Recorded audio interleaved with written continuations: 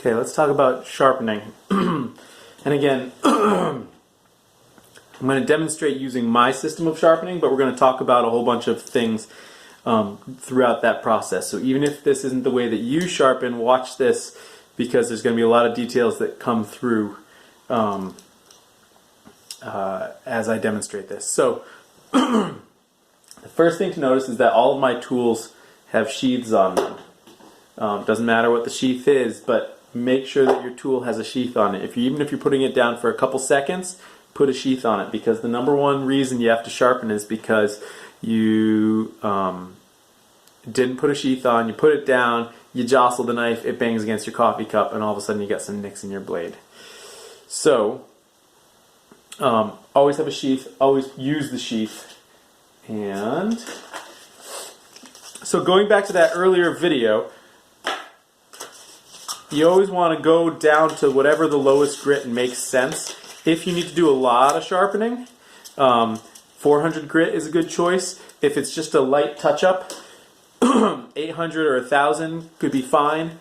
And if you are stropping regularly, you might need to just strop. But if I get to the point where my knife is no longer making the cuts with just the tip that I need it to make, particularly in at the neck of the spoon, that for me is the indicator that it's time for me to stop and sharpen my knives.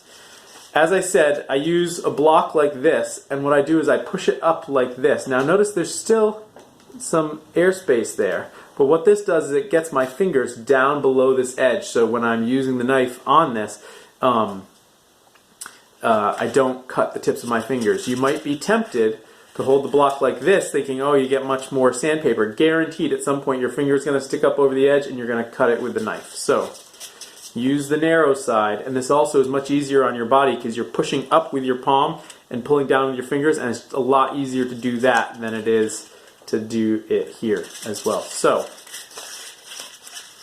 and you want to use a pretty fresh section of sandpaper. Sandpaper wears out quick, it's cheap, use a fresh piece. I keep my elbows in, but everything is still kind of loosey-goosey. And then what I'm paying attention to is the actual connection of this bevel here on the sandpaper. Now I start at the farther end, and I start at the handle, and I come towards myself and the tip, and I'm watching it the entire time to make sure that that edge is truly flat on the sandpaper like this. Usually people get this just fine. The part where they struggle is when you then flip it over and are going away from yourself. And people's problem is that when you're going away from yourself, you can't actually look and see if that edge is truly flat on the sandpaper.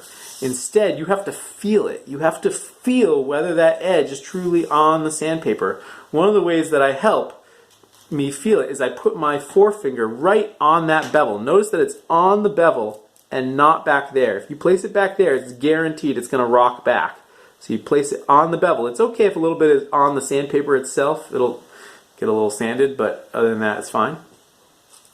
So your forefinger is on the bevel, and you're going away from yourself, and kind of lead with the handle. Notice that the handle is this way, and then I'll arc like that. So I go away from myself, and with this finger I'm feeling, am I truly flat on the sandpaper? Now people obviously struggle in one of two ways. Either they aren't paying attention and they rock back, easy to do, or you are being overzealous and you actually roll the edge forward by accident and create a secondary bevel that way. So in the first situation where you rock back, you can see that that's happening. When you go to look at your knife, always wipe it off first so that you get all the dust off of it so that you can see what's going on. And when you look at the side that you just did going away from yourself, look at where the scratch marks are. And you will see one of two things. Either there will be, the nice thing about going down to a really low grit is that the scratch marks are obvious. You will see scratch marks that don't quite extend to the edge, and that's an indication that you are not truly flat on your bevel, but you're actually rocked back a little bit. Or you will see scratch marks right at the edge, but not extending all the way back to the back of the bevel. Now don't be confused here, this is hollow grind, so the bevel extends from here all the way to the edge. So if you have a hollow grind, you want to see scratch marks on both tracks, here and here, with the hollow in between. If you have a flat Mora blade, you will see the scratch marks all the way across the bevel. So look at those scratch marks. They're going to tell you whether you're doing what you think you're doing or not. And you want to pay attention as you go away from yourself. Now when I'm coming towards myself, notice I don't put my thumb on the bevel there because it blocks me from being able to see if I'm truly flat, if I've got truly flat engagement of that edge with the sandpaper. So instead I put my thumb right on the side of the handle here, and I come towards myself. Now this last little bit, as you get to the tip, as it starts to curve, you're going to need to pay that, because if all you do is describe a single flat arc through space with your knife, you're going to miss the tip on both sides. Because of the way that the knife is curved this way and the way that this bevel engages with that curve as you get up to the tip, what you need to do is kind of give it an extra little lean, almost like you're rolling into the edge, but just the tiniest little bit to keep it engaged. You can see it when you're coming towards yourself, and pay attention to just how little you need to give that extra little twist in my thumb. See that little twist right there? To keep that edge engaged, and that's the amount that you need to do on the part going away from yourself. And right about there, you need to give that extra little to make sure that that tip is fully engaged. You want to make sure that the tip of your knife gets a lot of attention and is truly sharp, because I use the tip of my knife for probably at least 50, possibly 75% of the carving that I do. So it needs to be sharp, or there's no point in this sharpening. Now, ironically, down here gets sharp first, and it will slowly work its way up to the tip. So this is the last section that's actually going to get sharp in this process. But again, going back to that very first video I put up about edge geometry and bevel geometry, and I think it's actually on IGTV, you want to stick with this lowest grit until you are certain that you have removed any rounding that there was at the very edge of the blade. Now the easiest way to tell if there is still that secondary bevel or rounding is to hold the knife like this so that you have a source of light coming from the side.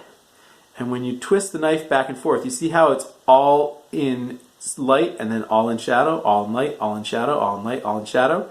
Now right in between the two, if there is a moment where it's all in shadow except for a very faint, whisper thin bit right at the very edge, that's a sign that you have a little rounding left at the edge, and that rounded part is at a different angle than the bevel itself, and it's catching the light just before the bevel catches the light. So that twisting method, or I call it the flash method, is the easiest way to tell whether you have gone far enough with your lowest grit. And if you see that little wire of light, the nice thing about it is it will show you exactly where you still have work to do. Maybe the wire of light's all along the entire edge, but maybe it's only from here up to the tip. Or maybe there's only one or two spots depending on what's going on with your blade. So using this flash method on both sides, right, so you're going to have to turn around so that you can do the flash method on the other side as well. You want to check both sides of your blade to make sure that you've gone far enough with the lowest grit before you go any further and start hopping your way up through the grits of sandpaper. And this flash method is the simplest way to do it. Doesn't matter if it's hollow grind or a Mora with a true flat Scandi grind. It will show you with a little just wire edge of light at the edge if you still have that little bit of secondary bevel left, in which case you need to keep going with that lowest grit until it's completely gone.